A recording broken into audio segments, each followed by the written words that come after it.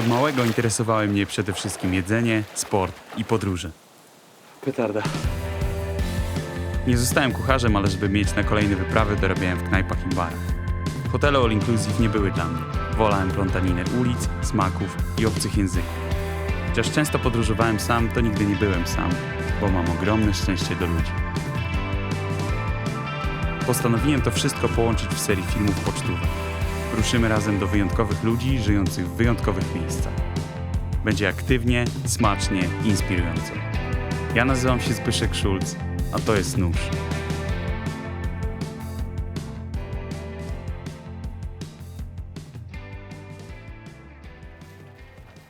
Pola, pastwiska, łąki i woda. Dużo wody. Witajcie na Żuławach. Niemal 1/3 Żuław to depresje, obszary znajdujące się poniżej poziomu morza. Transformację tych podmokłych terenów w żyzne pola zawdzięczamy Mennonitom. Przybyłem tu w XVI wieku. Nie bez powodu o Żuławach mówi się czasem Mała Holandia. Naszą przygodę zaczynamy od spotkania w Nowym Dworze Gdańskim, dawnym Tigenhof, przez który biegnie rzeka Tuga. Skakujemy na łódź z Markiem Opicem, legendarnym lokalnym działaczem od lat, zaangażowanym w odkrywanie historii tych terenów.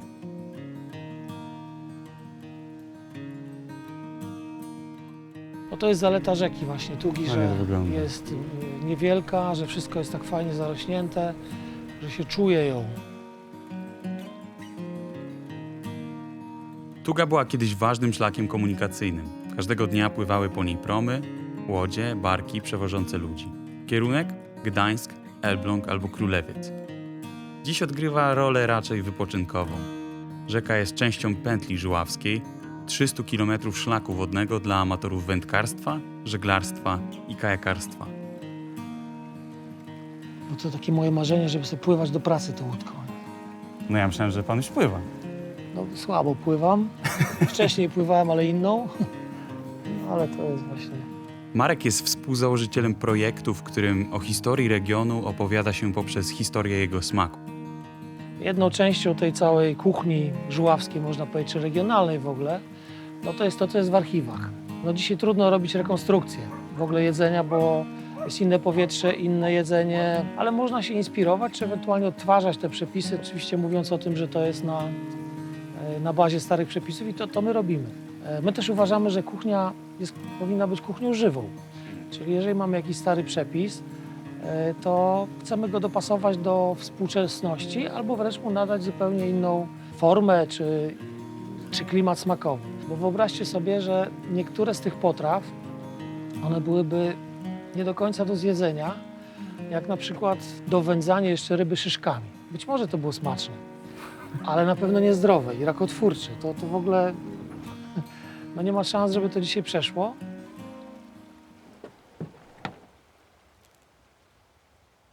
O właśnie, to jest tak, biorę sobie teczuszkę i wychodzę do pracy, nie? Dopływamy na miejsce, gdzie dołączają do nas Jacek i Łukasz. Po przejściu przez wał widzimy wspaniały drewniany dom z charakterystycznym podcieniem. W środku działa gospoda o nazwie Mały Holender. Wspólny projekt kulinarny Marka i Jacka. Mały Holender to gastronomia z misją, gdzie za pomocą dawnych receptur na nowo wyznacza się charakter współczesnych żuławskich smaków. Odtwarzane są tu przepisy nawet sprzed kilku wieków. Szukaliśmy dawnych receptur, informacji o żuławskich serach. Zrobiliśmy na podstawie tych receptur próby prawie 400 kg sera. To tutaj się między innymi odbywało. Mleczarnia przejęła tę recepturę od nas i robi do tej pory.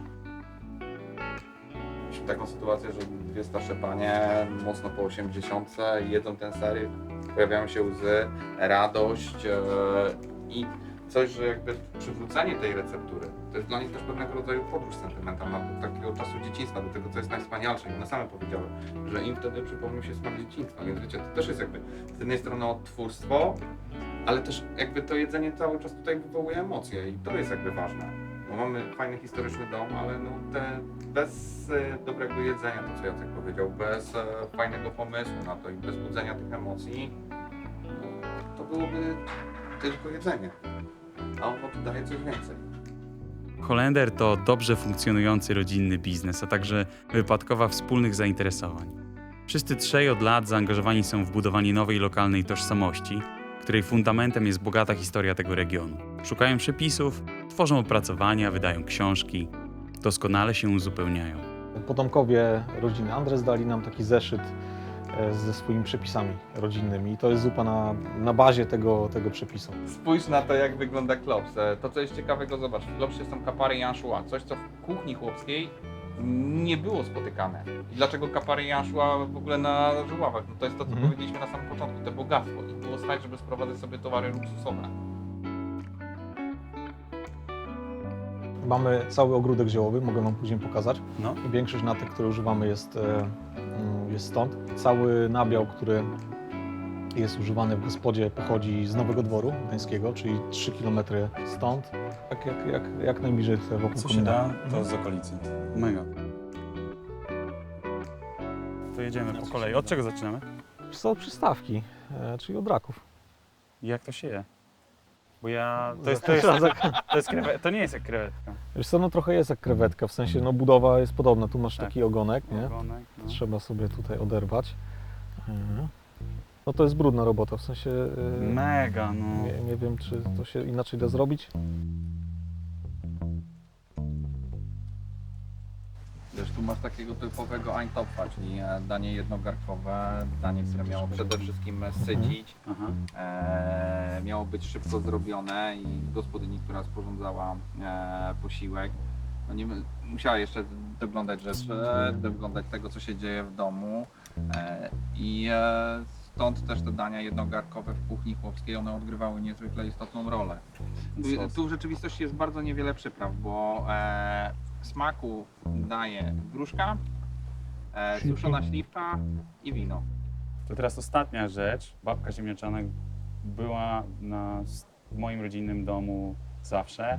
Robiła ją babcia, robił ją dziadek, robił mój ojciec, robię teraz nawet ja. To danie jest przedstawicielem powojennej historii Żuław, bo zarówno raki, jak i kociołek menomicki no to mają związek z tym, co się raczej przed wojną działo, a to jest danie z historią taką osadniczą. Czym Żuławy są tak naprawdę dzisiaj? Z perspektywy nie tylko tego jedzenia, ale z perspektywy również waszej działalności, bo to, co tutaj robicie, to jest absolutnie unikatowa sprawa. Jak pierwszy raz przyjechałem do Nowego Dworu Gdańskiego, ja powiedziałem, gdzie żeście mnie zabrali, bo mi się tam nic nie podobało. I w momencie, kiedy człowiek wsiąknie w te żuławy, zacznie je odkrywać, zobaczy, że no to jest wyjątkowa historia, że to jest wyjątkowa też koegzystencja człowieka, natury, że jest jeszcze, tak jak Jacek opowiadał, wiele miejsc takich dzikich, gdzie no, jesteś ty, woda, trzcina. No to jest właśnie takie odkrywanie dla szerszego grona odbiorców tych żuław. Dzięki, do zobaczenia. Do zobaczenia. Na razie. Łukasz zapytany o to, kogo jeszcze powinniśmy odwiedzić, bez zastanowienia rzuca: jedźcie do Chmielewskich. Prowadzą nas do nich dwie rzeki. Najpierw kontynuujemy wzdłuż Tugi, a dalej wzdłuż Szkarpawy. Po około 20 minutach jazdy po płytach, koci łbach i dziurawym asfalcie trafiamy do Drewnicy, do II wojny funkcjonującej pod nazwą Schönbau.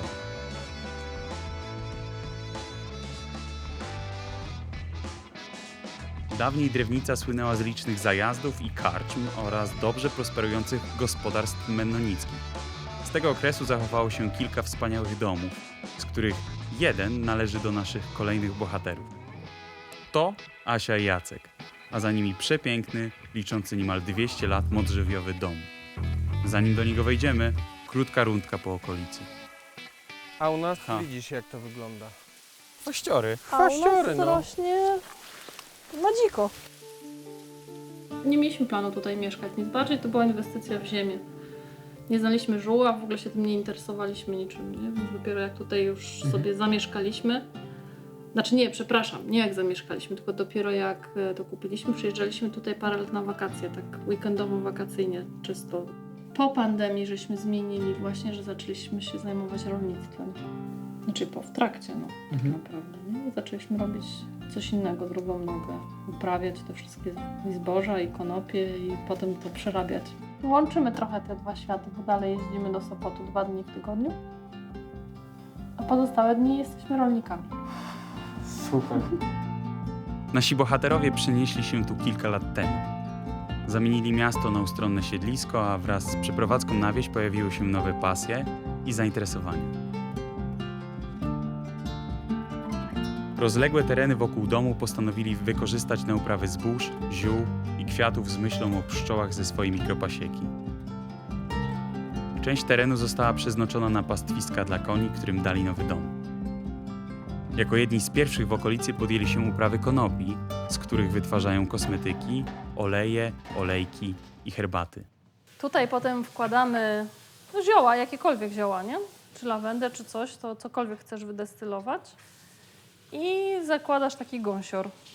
Para wodna, która przechodzi przez roślinę, zabiera wszystkie lotne substancje, olejki i później z tą wodą, z parą skrapla się i wylatuje nam hydrolat. A na wierzchu hydrolatu utrzymuje się olejek. No dobra. Ale co, ja będę tak stał i trzymał? No i widzisz. To wyjdziemy po racuchy.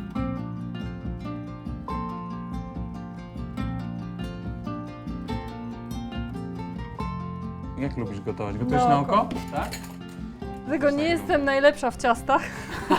Ale Też nie umiem tak z przepisu gotować, wiesz, że jest Aha. konkretny przepis, bo ja to tak zawsze trochę co znaczy nie tworzę. No jakby czytam 3 różne i robię z nich 4. Jeden.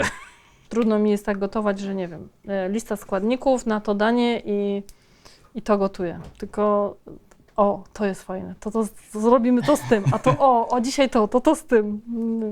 Nie, lubię gotować, ale właśnie tak bardziej, że otwierasz lodówkę, patrzysz co jest i zawsze coś z tego wychodzi. No albo otwierasz okno i patrzysz do sadu i też chyba ciągle tam coś jest u was, Tak. co?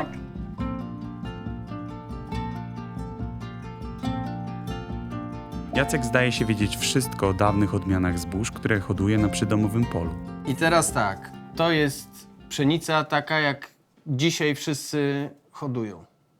Czyli ona jest zmodyfikowana genetycznie po to, żeby była wydajność odpowiednia, żeby była odporna na różne warunki atmosferyczne, na różne grzyby, inne rzeczy. Na chemię, którą Musi trzeba być- lać w pole, żeby tak. nie było chwastu, więc ona musi to przetrwać. I jeszcze modyfikowano ją po to, żeby gluten, który ma w sobie, był bardziej elastyczny, żeby chleby były bardziej puchate, większe, żeby szybciej rosły. No co jednak powoduje, że właśnie ten modyfikowany gluten uczula ludzi. Aha. Jak megalipa ogólnie. A tu jest płaskórka i zobaczcie, jaka jest różnica. Widzicie, co tu jest za bałagan? Nie, przy bałagan. No To zobacz, wygląda jak no ktoś, to jest- kto jadł bardzo dużo białka. To jest bałagan na sterydach, dokładnie. A tu zobacz, a tu jest harmonia. No. To jest wszystko ładnie poukładane. Asia wykorzystała mąkę z płaskórki do tych do racuchów i tu był na zakwasie, one są też zrobione, czyli zakwas też jest z płaskórki. Czy wiesz, racuchy to się zawsze nazywało, że to jest takie ciasto troszkę puchate z jabłkami. Jabłka dają kwaskowość, a to są racuchy bez jabłek. Kwaskowość jest z zakwasu. Po prostu to jest zakwas, Okej, który się smaży i smakuje jak racuchy. ekstra.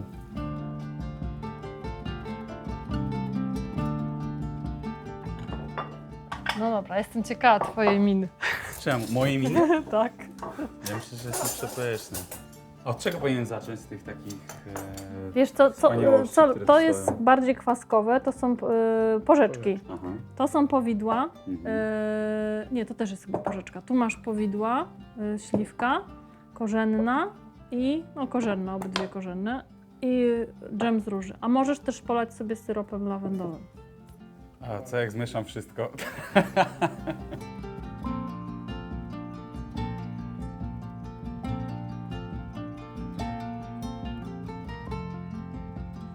Ten kwasek jest taki dający wrażenie, jakby rzeczywiście Było z to jabłkiem, jabłko, nie? No. Niesamowite. Pycha, chociaż ja powiem wam, że ja już jakbyście postawili tylko ten lawendowy, To już było. albo tak, ja już bym był, znaczy ja już jestem, tak? Dla mnie gra już jest zamknięta, mogłem już właśnie wstać, powiedzieć, że pięknie dziękuję, było Zrobione. przepysznie, jeszcze tylko jednego racuszka, do widzenia na drogę. Cześć, wychodzę. Wszystko, czego spróbowałem w Schönbaum, pochodziło z przydomowych upraw. Zapakowane w butelki i słoiki przetwory dostępne są w internetowym sklepiku. Ja tymczasem próbuję sobie to wszystko jakoś poukładać. Ich dwoje, rodzina, psy, konie, koty, mają firmę, internetowy sklep, a w nim oleje, olejki, miody. przetwory, kosmetyki, herbaty i wiele innych produktów. Wszystko, za co się nie zabiorą, wychodzi dobrze. Mimo to wcale nie wydają się zabiegani. Tego dnia zjadłem już tyle, że o dalszym jedzeniu nie było mowy, a więc pora na wieczorny trening. Po godzinie jazdy docieramy do Zamku Krzyżackiego w Malborku, największej tego typu budowli w Europie, wpisanej na listę UNESCO. Tylko w zeszłym roku odwiedziło go 400 000 turystów. Na miejscu ustawiony jestem z ekipą wodniaków ze Stowarzyszenia Lena. To dzięki nim supy trafiły do Malborka i rozpowszechniły się wśród amatorów kajaków i smoczych łodzi. Dziś miasto może pochwalić się największą flotą paddleboardów w regionie. Warunki na Nogacie, rzece przecinającej Malbork, są idealne szczególnie dla początkujących. Jest właśnie jakaś taka przyjemność w tym staniu na tej desce. Jest większa wolność. Tak, Jest większa wolność.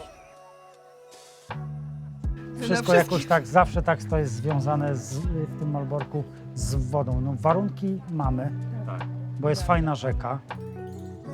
Byłem już w Malborku kilkukrotnie, ale z wody wszystko wygląda inaczej. Ceglane, liczące 700 lat mury zamku widziane z tej perspektywy robią kolosalne wrażenie. Dzięki działalności stowarzyszenia i Miejskiego Ośrodka Sportu mieszkańcy miasta mają ten widok na co dzień.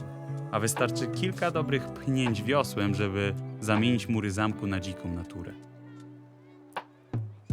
Kończymy w knajpie przy ciepłej herbacie i z widokiem na ścianę podświetlonych murów. Zaczęliśmy ten dzień nad rzeką i kończymy nad rzeką. Mówiłem, tu wszędzie jest woda.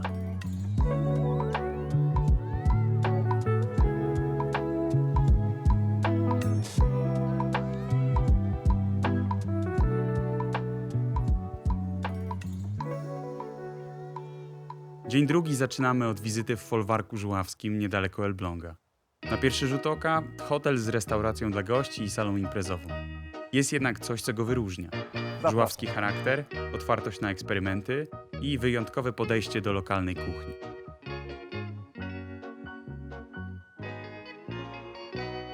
To Łukasz Szczęsnowicz, szef kuchni w folwarku i członek Elbląskiego Klubu Szefów Kuchni.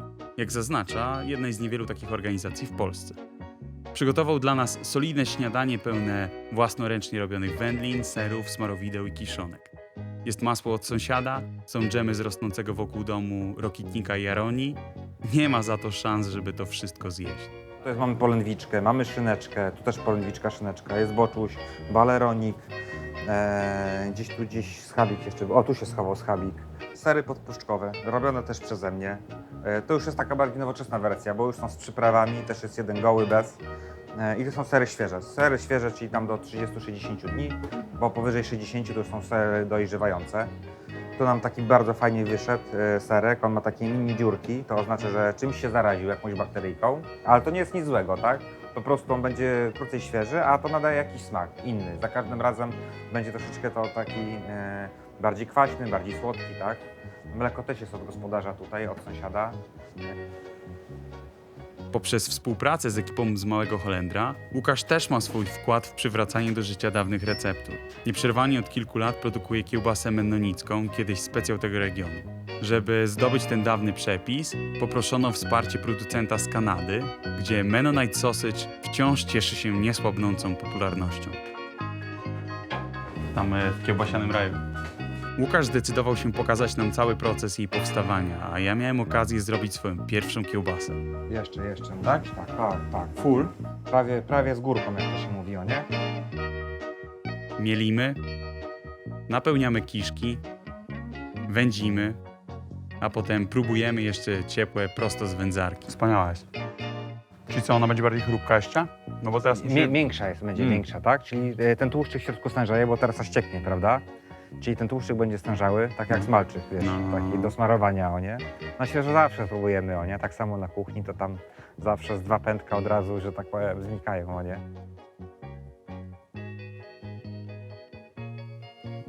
będzie syry. Będzie ser. Teraz mamy w zasadzie skrzep, tak? To się tak nazywa. Teraz z bliska będzie można zobaczyć, że to się da po prostu kroić. Po kilku ruchach zacznie się oddzielać serwatka od ściętego białka. Nie wiem, czy widać, jak to wiruje już powoli. I to też będzie musiało teraz znowu poleżeć różnie, pół godzinki, do godzinki, tak mi się wydaje.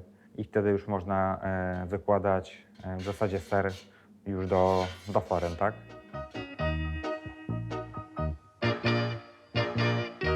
Folwark ma jeszcze jedną wspaniałą zaletę. Jest tu sauna. Chodzę na saunę regularnie od kilku lat, a Łukasz nie daje się długo namawiać i już po chwili wygrzewamy cielska na świerkowych deskach. Ostatnie wspólne wędzenie tego dnia.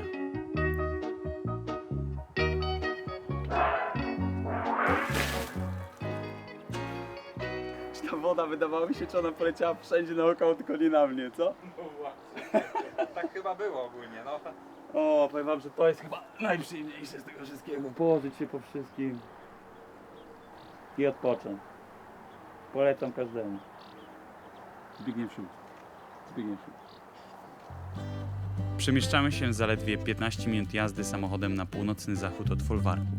Na trasie przecinamy naszą wczorajszą bohaterkę z Malborka, rzekę Nogat, która snuje się w stronę Zalewu Wiślanego.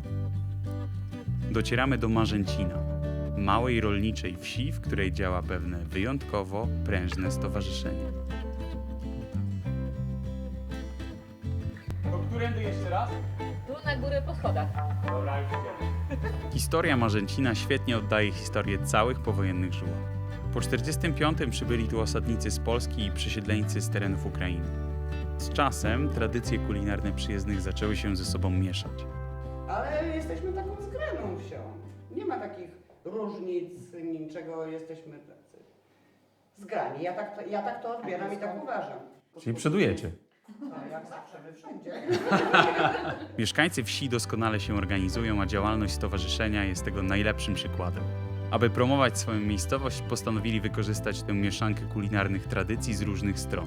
Pośrednio udało się w ten sposób także opowiedzieć o historii tego miejsca. Dzięki ich staraniom na liście produktów tradycyjnych znalazły się aż 4 kulinarne pozycje.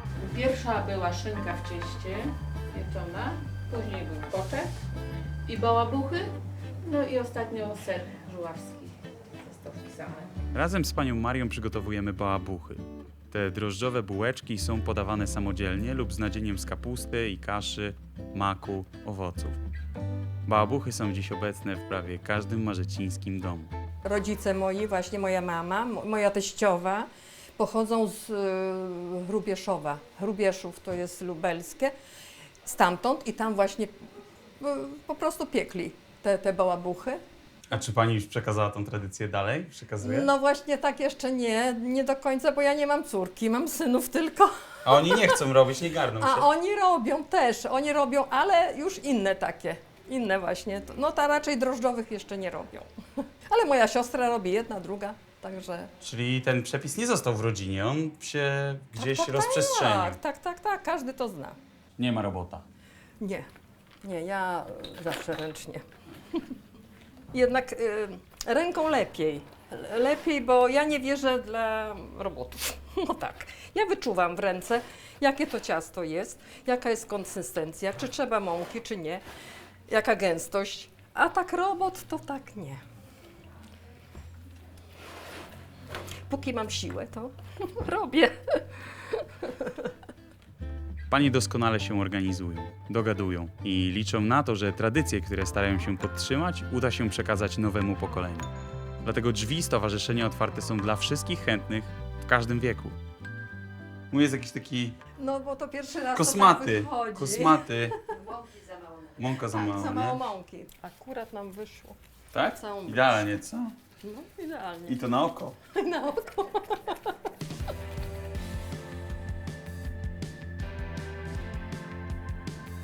No 20 minut. Tymczasem ciepłe i pachnące bułeczki wylądowały w samochodzie.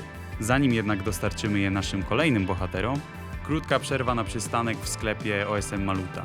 Większość mleka, które wykorzystuje mleczarnia, pochodzi od wolno wypasanych krów. Stary, totalnie bym kupił ten jogurt teraz, nie? Wróciliśmy do Nowego Dworu. Kto by pomyślał, miasto może się pochwalić osiągnięciami sportowymi na poziomie międzynarodowym. Już w latach 60. ubiegłego wieku wychowankowie nowodworskiego klubu reprezentowali Polskę na olimpiadzie. Był wśród nich sztangista Mieczysław Nowak, brązowy medalista z Tokio. Jesteśmy na siłowni z sekcją podnoszenia ciężarów klubu LKS Żuławy.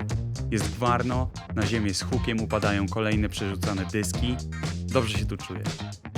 A to jest Andrzej, dawny wychowanek i reprezentant klubu, dziś menadżer sekcji. Razem z przyjaciółmi, z którymi kiedyś trenował, postanowili przywrócić z sekcji dawny blask. Udało nam się skrzesić tą sekcję. Mamy mistrza Polski w swojej tutaj sekcji LKS Żuławy. Mamy zawodników startujących w Mistrzostwach Europy, medalistów nawet Mistrzostw Europy. W tym roku mieliśmy zawodnika startującego w Mistrzostwach Świata. Zajął 8. miejsce, to też jest wielkim sukcesem. Zaraziliśmy się tym bardzo dawno i robimy to tak naprawdę dla siebie. Próbujemy tych zawodników zarazić tym sportem, tak jak my to przerobiliśmy, tak jak my to przechodziliśmy. Nam zależy na tym, żeby ten zawodnik wychodząc z tego klubu, wychodząc od nas, był tak powiem, przygotowany do życia człowiekiem. Taki mamy cel w tym wszystkim.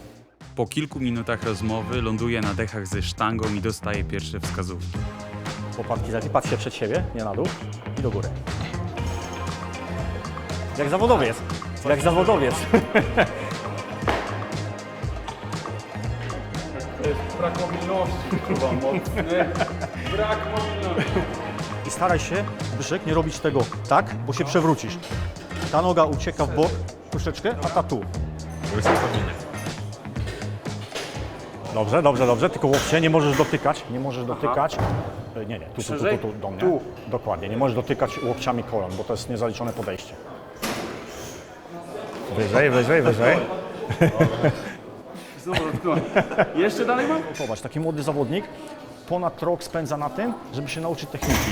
Oni mają albo kija, albo tak naprawdę gryf 5-kilowy i oni robią to godzinami. I jeżeli to wygląda lekko, tak jak ludzie to odbierają w telewizji, że to wygląda fajnie, lekko, zapraszam do przetestowania.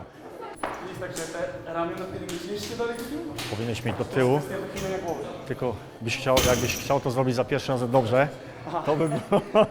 Nie ma szans, nie ma szans. Ja to chwalę, bo jest bardzo dobrze jak na pierwszy raz. Naprawdę. To jest taki przedsmak tego. To jest przedsmak? Przedsmak, jak, jeszcze dużo jest. ile tacy zawodnicy jak Wojtek i każdy z naszych zawodników przychodzi, żeby osiągnąć to, co nie mają, czyli zdobycie jakiegokolwiek medalu czy sukcesu, osiągnięcie. To takiej pracy, oni spędzają przy tym, co ty robiłeś, Zbyszek, dajmy na to 20 minut. Oni to robią 2 godziny minimum dziennie, 4 razy w tygodniu. A 5 czasem się darzy. To są lata. Zawodnicy, którzy na pierwszym treningu się przewracają. To, co ty robisz prawie dobrze, czyli ten zarzut, oni nam się przewracają, nie potrafią przysiadu zrobić. A po 2 latach zdobywają na Mistrzostwo Polski. Takie coś, to jest taki... To jest tego magia chyba tego miejsca, co? To jest mobilizacja dla nas. To jest taka mobilizacja dla nas i radość z tego, co robimy, bo jakby nie było tej radości, byśmy tego nie robili. Jakby nie było tego całego czegoś, całego czegoś w tym wszystkim. Na stole lądują buły, jogurty, mała przekąska dla młodych, zanim ruszymy dalej. Żeby rzucać klamotami na tym poziomie, trzeba zadbać nie tylko o trening. Jak w każdym sporcie nie ma tu cudu. Liczą się motywacja, regeneracja, dieta. Kadra trenerska czuwa nad tym, żeby to wszystko się spięło. No ale jest coś jeszcze. Ciężary to trudny, indywidualny sport, ale ja widzę drużynę otoczoną przez trenerów ciepłą, rodzinną atmosferą.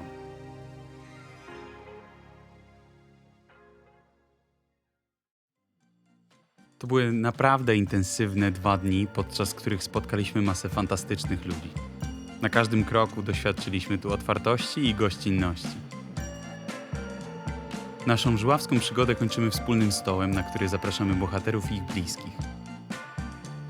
Każdy przynosi coś od siebie, każdy przynosi to, czym chce się podzielić.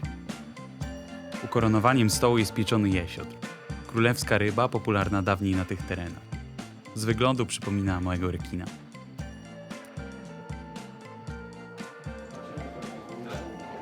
Dzień dobry. Jesiotra w moim kolendrze podajemy zawsze, gdy jakaś ważna uroczystość nadchodzi i moim zdaniem nadeszła, także zapraszamy. Żuławy mają swój własny, charakterystyczny vibe. Nie ma tu wielowiekowej ciągłości historycznej i tradycji przekazywanych z pokolenia na pokolenie. Są za to strzępy i pozostałości bogatej historii dawnych mieszkańców tych terenów. Zbierane przez powiększające się grono ludzi świadomych, gdzie żyją, czujących się tu u siebie i ludzi budujących nową żuławską tożsamość. Jak to zrobić? Nie ma na to wytycznych.